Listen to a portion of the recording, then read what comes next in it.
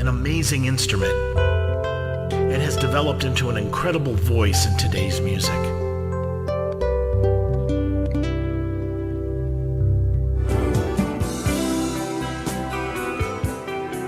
So many types of guitars, so many styles of playing, all sorts of gear. How does one make their voice be heard as a guitarist?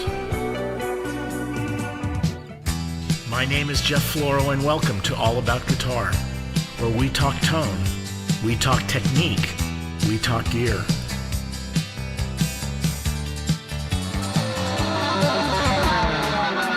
Where we discover how we can become better musicians in a world of constantly changing technologies. Where we take a good look at everything guitar, and sometimes not exactly guitar, but just as important, so we can be more successful as a musician in today's music scene. So sit back and relax, and let's explore all about guitar.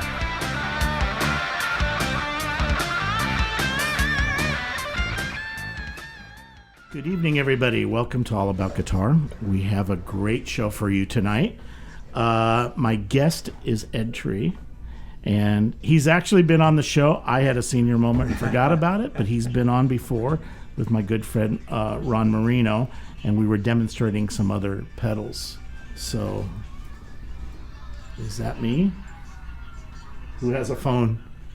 Is your phone volume on? No. Mine's off. That's interesting. No? Where's... No. That's interesting. I don't know where that's coming from. Ghosts in the machine. Oh, anyway, that's not unusual. Anyway, Not here. Lauri is with me. It's good to Hello. see you. And we have a guest that's hidden. He's hidden. We're hinting that he's MI5, but he isn't. He works. You own, right? Genesis Publications. No, I work with Genesis. You work with Genesis Publication. David Hidley. He's joining us. He was en route from New Zealand, if I'm correct, to London, and he just stopped by. So. Yes. What it's kinda- timing? it's just perfect timing. So, My old pal. I drove him down here. Yeah. well, welcome to the show. Oh, thanks, Ed. yeah. Now, I never really got into when we had the other show at Ron. We were showing Right. pedals and devices, so we really didn't get to talk about you. So, I want to get a little more into, tell us a little bit about where you came from, where the lessons, what you listened to, your influences. I'll Right. let you go from there. Well, geographically, speaking, where I grew up, it influenced my playing an awful lot. Mhm. I was born in New Orleans, Oh. and I grew up about 130 miles north of there in Brookhaven, Mississippi. And it was sort of this vortex of blues and country music and New Orleans funk, all of that stuff I heard growing up. And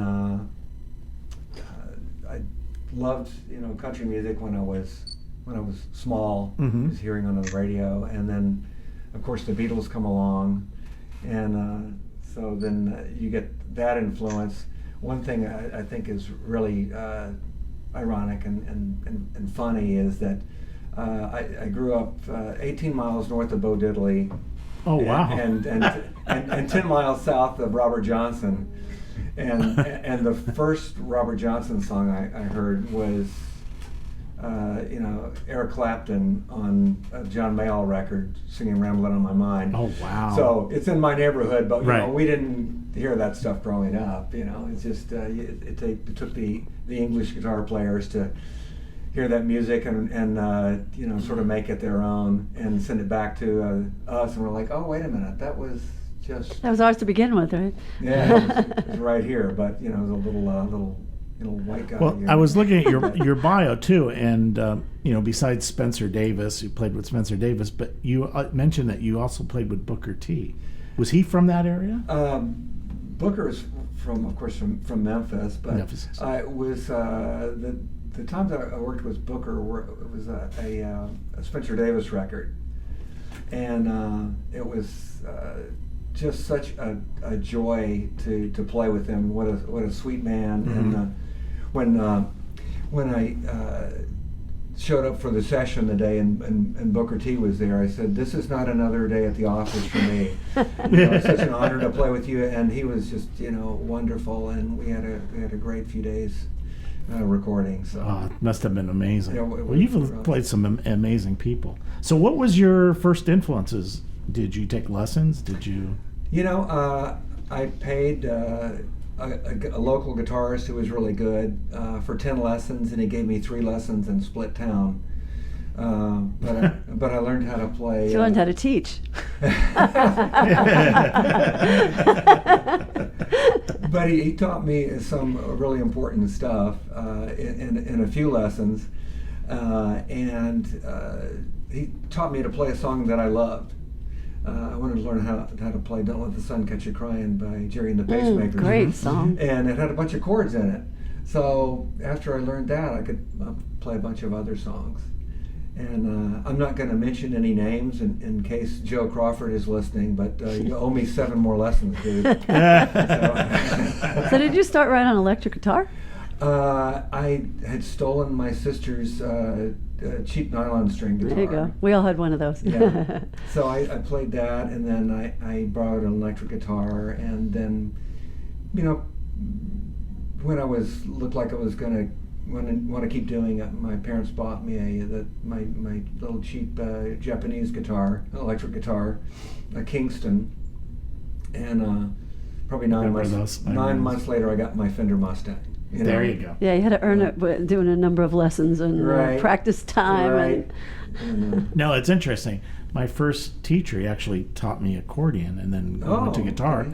Was from New Orleans. Okay. And he had the coolest jazz master you ever there you saw. go. Great guy. There you go. But it wasn't the same guy as your guy. He didn't split down, come over here, so it wasn't that. Well, let's talk a little bit about influences, because that's an interesting, where you were and the scene was different. I mean, I'm sure the British invasion had a deep influence on you, but you must have had you had all those people that you're talking about from that area. It must have been a unique experience. I think it was. Initially, when the British invasion happened, that we were all enamored with that. But it all seemed so far away and impossible. But we learned how to play the right chords, and we had a great lead singer, a guy named Brian Batson, and so Brian could sing in the key of the record. So we learned the chords, and we sounded pretty good, and we got more gigs, and we got better gear, and we got better gigs, and so we started a band in the 8th grade and stayed together until we graduated from high school. And then I went to the University of Mississippi for a couple of years.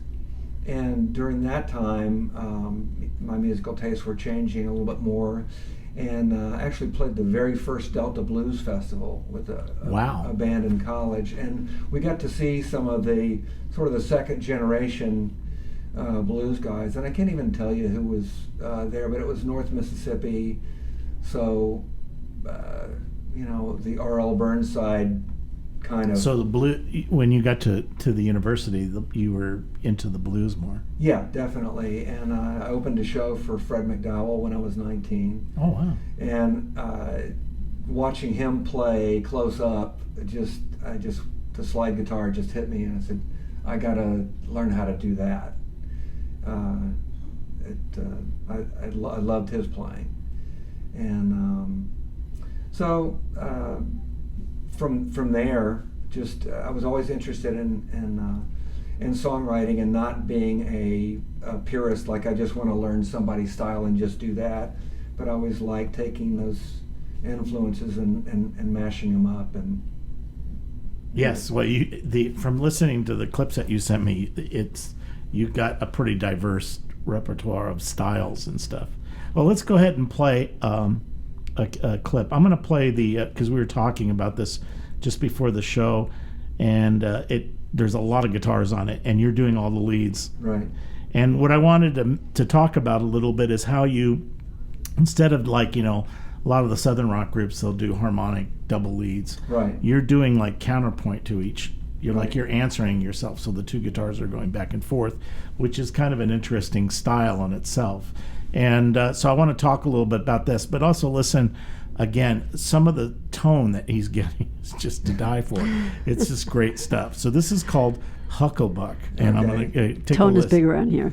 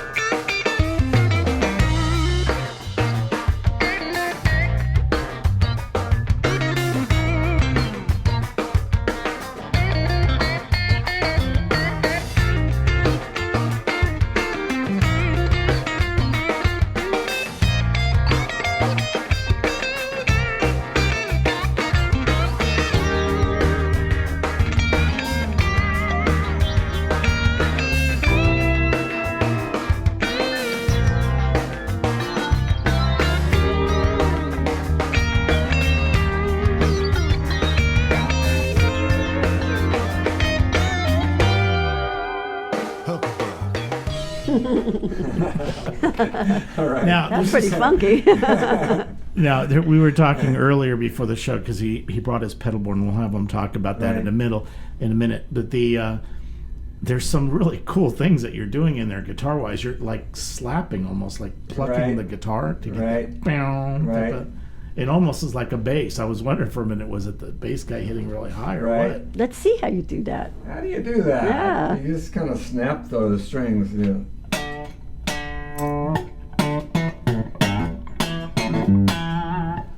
That's the funk. That kind of thing. Now, Yeah. what guitars were you using on that? That is one guitar. That is a hardtail Strat and maple fretboard, ash body, very lively guitar, and it's got Lindy Fralin pickups in it, and there's a sixth tonal possibility. Usually a Strat will have 5 tones, but it's got a blender switch on it, so I can get the front and back pickups simultaneously, which you can't get. The telly type of sound. Yeah. Right. So I sort of, as a little challenge to myself, I used all 6 tones on All the that. possibility. Yeah, and that track happened. The drummer is the late Billy Block. And, I was going to ask you who was drumming on that. Yeah, that's pretty funky. And Taras Pradanic is playing Awesome. bass. Hi, and- Taras. You yeah. better be listening. Yeah. I spoke to him earlier today. Yeah. Oh, cool. And we cut the basic track live, and then I did the guitar overdubs. And you're right, there is a flanger on there. It is a flanger. Yeah. Is that a pedal or in the studio? No, that was a pedal, and so that was just kind of like, let's bring out a bunch of things and see. Well, no, it's how many great. And different- the 2 guitars, the 2 leads playing Yeah. against each other work really nice. But what amp were you using? If memory serves me, it would be my Princeton Reverb, mid-60s The one- Princeton. this Yeah, one? yeah. That's a That's beautiful pretty amp. So is that on an album? Yes, it is. It's on. That's the title cut of the Bumsteers Hucklebuck. Oh, record. boy. Yeah, Great name. yeah. Okay, that's Yeah. cool. So hauling up from one guitar, those Fralin pickups are nice because there's a rhythm thing you're doing and it gets really glassy, Right. just that real glassy sound, and that flanged one is really just there's rare to get that type of tone. I mean, that's a really just perfect, and that out and with the Princeton is great. So no, I saw your eyes, Jeff. You kind of did this like, what is that? Oh no, I was doing that the other night when I was listening to it. I'm like, what the? But no, it's is that the main amp? Or what do you use live opposed to the Princeton, or is that the one you? I don't use that live very much. That kind of lives in the studio. But I have a couple of different amps. I've got a mid-60s deluxe reverb that just always sounds good. And I also have a 55 Bassman that Alexander Dumble went through and did some magic to it. When I got it back from him, I said, "What did you do?" And he said, "I took the struggle out of your amplifier." Wow. And I went, "Well, yeah, okay." Yeah. No more questions. Take it, Yeah, take it, yeah. take it. It just sounds great. And an AC-15 I use sometimes. So. Oh, okay. So you got a pretty good variety of amp sounds. Yeah, those are all. I generally keep the amps, fairly clean. I like a little bit of hair on the amp, but usually fairly clean Mhm. as a platform to use pedals. Mm-hmm. Well, speaking of Yeah. pedals, Uh-huh. you brought a pedal board, Yeah, and there's a lot of Big Joe pedals on there. I noticed. a lot of Big Joe pedals. Was that flanger a Big Joe flanger? That wasn't, and I'm trying to remember what exactly that was. Because it's kind of a unique sweep to it. Yeah, when I recorded that, there was Big Joe. They have a flanger now, but they didn't make one then. And I'm just trying to visualize pedal closet and just remember which one it was. But you've inspired me to look for that sound. You have again. to let me know. Yeah. I gotta know. That's a great sounding I'll pedal. find that one again. But let's take us through this pedal board. Okay, this is started out as kind of my gigging pedal board, and I wind up using it a lot in the studio. I've got a larger board that's sort of the studio rig, but this is very functional in the studio as well. This Big Joe tremolo I love.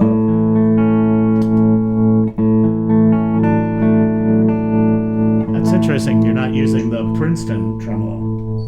Yeah, I started using this the Big Joe tremolo. I was on a gig with a Vibrolux, and I was using the tremolo on the Vibrolux, and I said, well, let me just A/B this tremolo on the board. And one of the nice things about the Big Joe is there's an output switch on it, an output knob. So, the nature of tremolo, when you use the tremolo in your amp, your volume is going to drop slightly, just the nature of tremolo. But with this one, Yeah, it's still there. yeah, and you can actually pick up a little volume if you wanted. So you can use it as a buffer too. Now, let me ask you, the sound of that tremolo, does it sound more like the blackface tremolo or like the old blonde? Right. The other one that had the full tube circuit that Fender used? There's a shape control on this tremolo, so you can get the brown face, the brown deluxe. You get that sound. You can get that, or like a Vox tremolo, or you can get the sine wave blackface tremolo, and I've got it in the middle. Oh wow!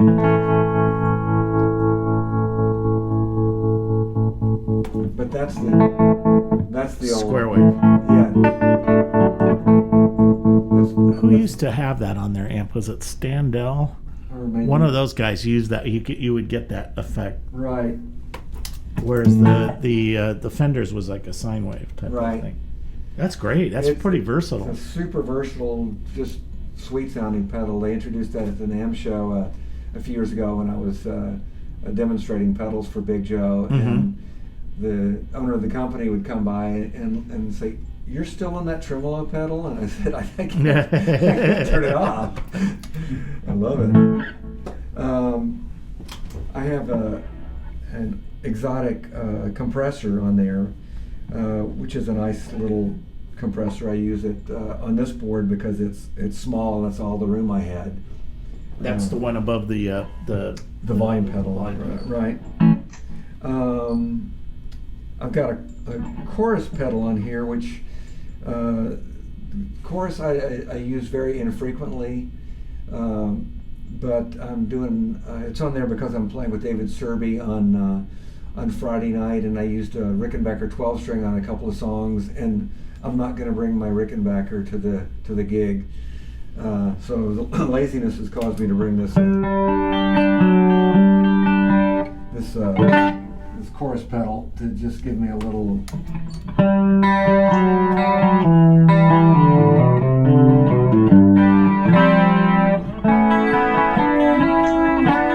It's a nice rich sound. Yeah.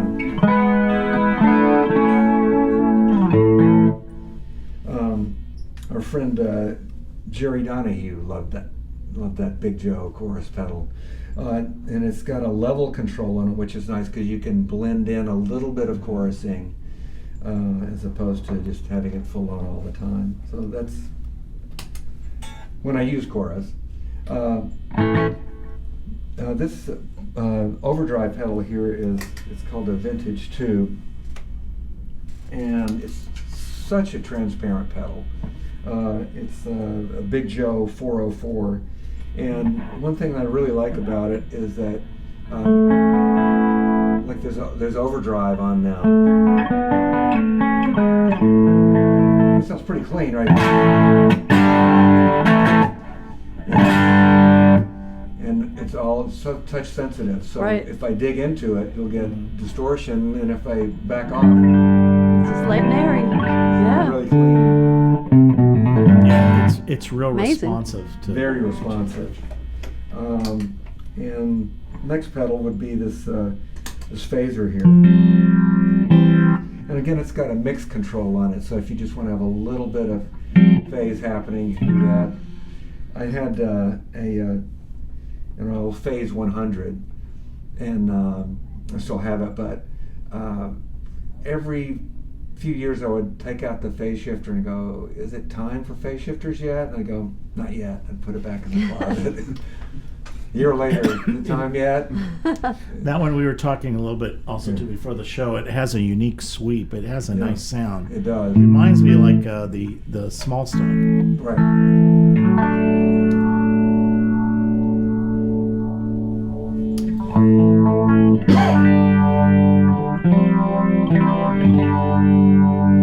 And if you turn up the speed, you can get a nice Leslie out of it. Yeah, that's that David Gates bread sound that I was looking Right. for. Right. Or the yellow Univibe.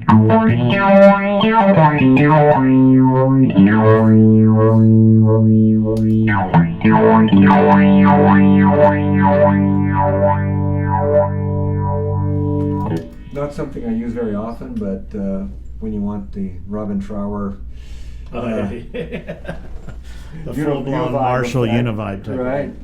So that's kind of cool, and for the some of the New Orleans funk stuff, it's nice having a phase shifter.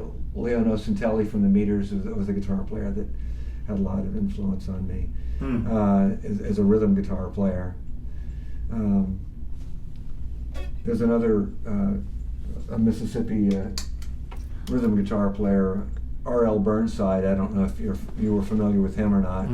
It was North Mississippi, and I'm still trying to learn how to play rhythm guitar like him. Oh wow! Yes, it's just Wow. amazing stuff. You know, Something about that part of I know. country, right? Yeah, he played with his thumb and his index finger, Yeah. and it's like, how are you doing that? Maybe that's all he had. He had more than that, but Yeah. he was cool. Well, I'm going to play another clip because this is with the Tallman Group, Okay. and the rhythm section, the funky feel of Yeah. this is cool. It's a very cool thing, and again, we'll go through the guitars. There's a great lead in this, and the general sound of the guitars. So before you play that, maybe Ed could explain the Tallman. Tallman Group is it's more of a collective than it is a band. It's 6 songwriters, and we get together once a month, and each of us will bring in a brand new song based on a challenge. And it's wonderfully creative, and there's a lot of camaraderie. It's a very fun thing to be part of. Jimmy Yessian started it. And, Over dinner. Over dinner, he's a gourmet chef, so he invited us all over for dinner. But it's a really nice bunch of guys, and great musicians, great songwriters. And the challenge for this song was to write a surf song. Really? Yeah. And since I grew up in Mississippi and we didn't do a whole lot of surfing, Surf the I Mississippi. thought I'd make something up. Because the rhythm section, it's a real funky thing. I really like this. All right. All right, let me go ahead and play it, Okay. and then we'll talk more about what Okay. you're doing on it.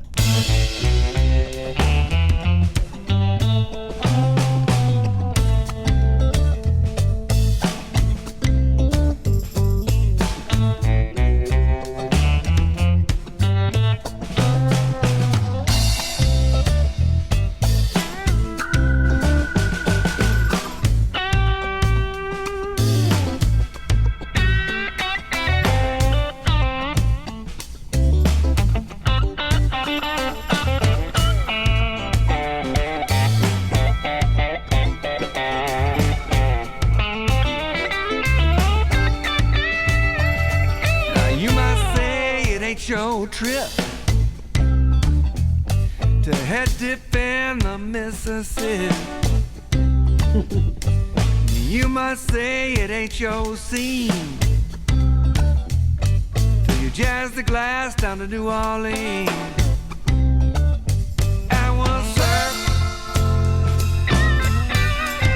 surf the Mississippi. Yeah, yeah, we'll surf the Mississippi. Yeah, yeah, we'll surf the Mississippi. Surf the Mississippi.